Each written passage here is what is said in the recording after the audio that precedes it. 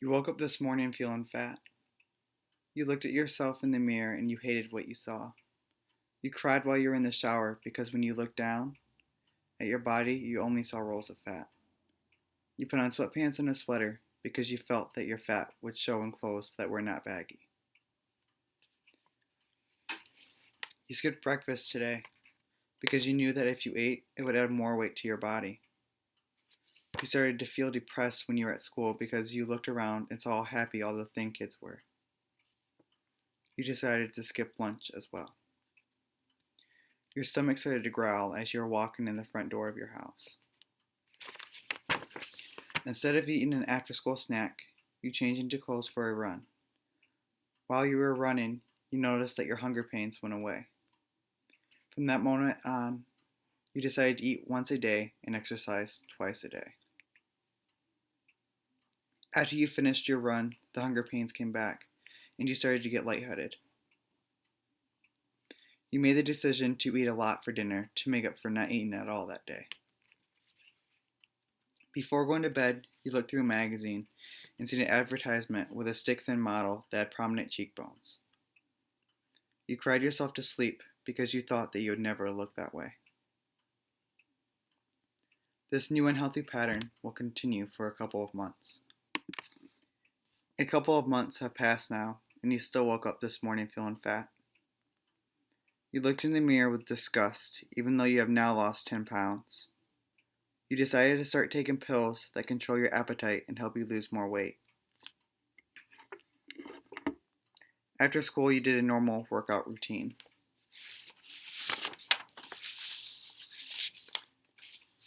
At dinner, you ate a small salad.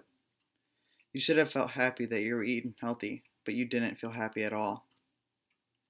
In fact, you were forcing yourself to eat that salad, because with every forkful of lettuce, you were calculating how many calories you're about to eat and how much you're going to have to run because of it.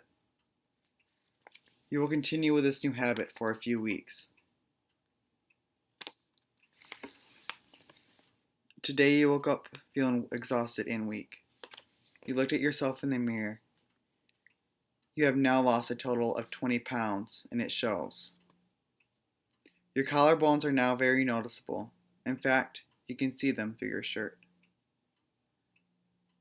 There is a shadow casted on your cheeks by your cheekbones because of how much weight you have lost.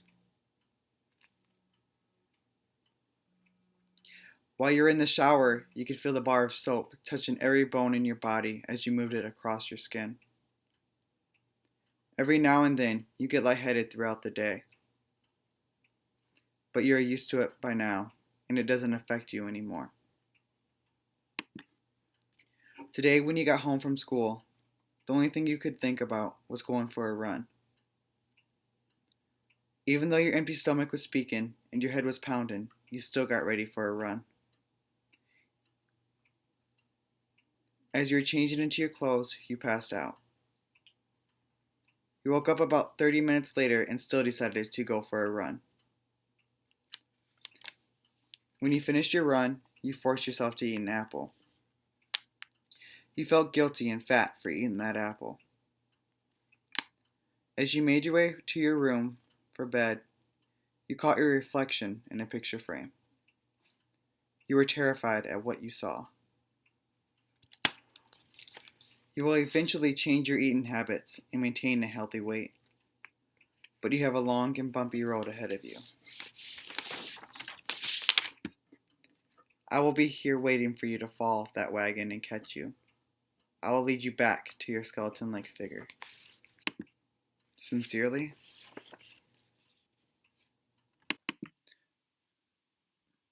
this is what we, as a society, have done to our fellow peers. We make each other feel ugly and fat, because if we don't look a certain way, then something has to be changed.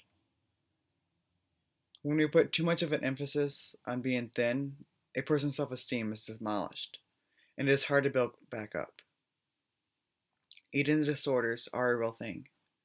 It's not just something that you read about in textbooks and magazines, and it's definitely not just something you see on TV shows and in movies. Eating disorders are real life, and anyone can fall victim to eating disorder. Even your best friend could have an eating disorder and you don't even notice it.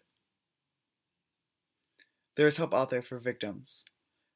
The 1-800 number for eating disorders is in the comments below. This is why I encourage everyone to be happy with the body that they have. All it takes is a little push or a shove to help someone with these problems. It might be more than a push at times. A handhold along the way would be a great encouragement and support tool. For those of you that are reading this and have an issue related to or similar to today's post, I encourage you to stay strong and seek help. It might seem scary at first to ask for help, but it is a decision that you will not regret. Until next time, stay strong.